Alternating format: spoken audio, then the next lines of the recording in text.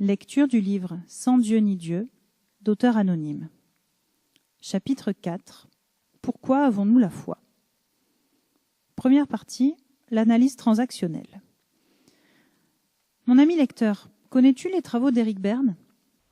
Eric Berne est un médecin psychiatre américain mort en 1970. Il est le fondateur de l'analyse transactionnelle. Rassure-toi, il ne s'agit pas de transactions boursières, mais de concepts psychologiques sur la communication interpersonnelle. Ceux-ci sont toujours enseignés dans les grandes entreprises, notamment dans les stages professionnels de communication ou de développement personnel. Les concepts de M. Berne sur les états du moi sont très instructifs sur la psychologie humaine et m'ont permis de mieux comprendre ce qu'est la foi. Confronté à la complexité de la psychologie humaine, on y revient, Eric Berne propose dans son analyse transactionnelle un modèle psychologique basé sur 3 états du moi. Ceux-ci se construisent au fur et à mesure de l'enfance, puis cohabitent et évoluent toute notre vie durant. Le premier état du moi est tout naturellement l'enfant. Puis, par mimétisme, apparaît très tôt l'état du moi parent. Un peu plus tard dans l'enfance se développe le libre arbitre et l'état du moi adulte. À chacun de ces états psychologiques sont associés des comportements, des pensées et des sentiments. L'état du moi enfant vit sans filtre les émotions et les besoins physiologiques. La peur, la joie, la tristesse, la colère, mais aussi la faim, la fatigue, l'excitation, etc. Les comportements et les pensées sont en prise directe avec les émotions. À l'âge adulte, cet état du moi ressurgit dans certaines situations, par exemple face à l'autorité ou lorsque l'on est confronté à de fortes émotions. L'état du moi parent est une transposition sur soi des comportements parentaux. On en hérite de nos parents, mais aussi des personnes marquantes ayant autorité. On retrouve ainsi l'ensemble des comportements qui n'appellent aucune remise en question, les ordres, les règles, le ton péremptoire, les appréciations bonnes ou mauvaises, les positions dogmatiques. Les enfants développent très rapidement cet état du moi. Un enfant de 2 ans sait très bien faire preuve d'autorité envers ses frères et sœurs, ses copains et parfois même ses parents. L'état du moi adulte se développe quant à lui à l'âge de raison. C'est l'état psychologique de l'analyse et de la nuance. Le pour et le contre sont pesés pour élaborer des réflexions construites. Les émotions sont vécues avec recul et les comportements sont adaptés aux situations. La somme de ces 3 états du moi, enfant, parent et adulte, constitue notre psychologie consciente. Il nous accompagne toute notre vie durant. Ce modèle établi par Eric Berne est le socle de l'analyse transactionnelle qui permet de décrypter les arcanes de la communication. Ce n'est pas le sujet ici et je me contenterai d'expliquer succinctement que lors des échanges entre les personnes, en fonction des comportements adoptés issus de nos états du moi, la communication fonctionne plus ou moins bien.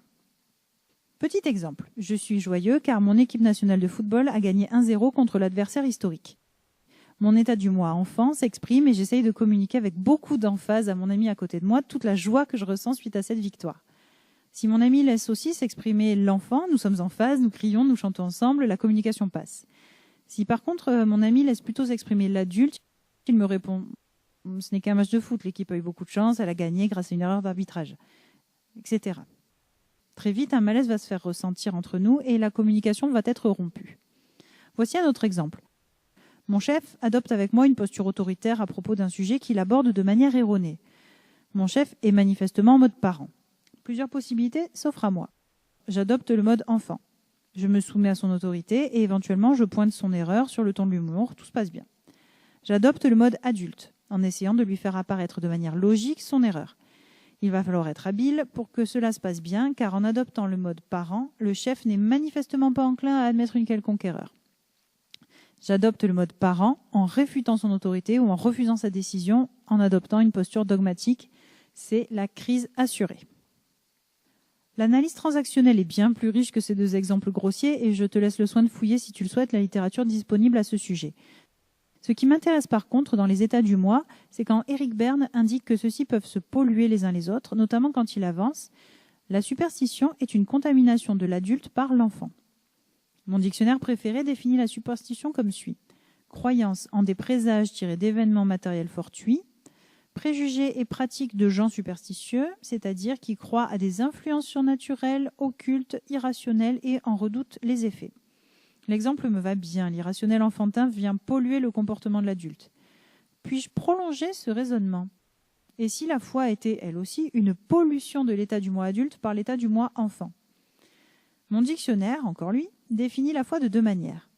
Adhésion totale de l'homme à un idéal qui le dépasse, à une croyance religieuse. La première des 3 vertus théologales qui fait que le croyant adhère aux vérités révélées de Dieu et transmises par son Église. Cette adhésion totale me paraît faire pleinement écho à la psychologie de l'état du moi enfant. L'enfant se soumet régulièrement à l'injonction parentale sans toujours en comprendre les tenants et les aboutissants. Les enjeux du comportement qu'on lui demande d'adopter le dépassent.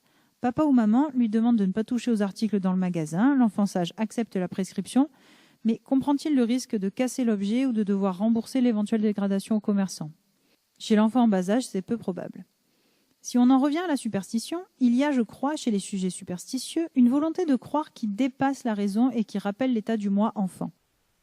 Le jeune enfant croit volontiers au Père Noël ou à la petite souris. La phase durant laquelle la raison commence à se mettre en place est très instructive. L'enfant commence à s'interroger. Comment le Père Noël peut-il donc bien livrer tous les cadeaux à tous les enfants du monde en une seule nuit? Les arguments décrédibilisant l'existence du Père Noël lui apparaissent au fur et à mesure.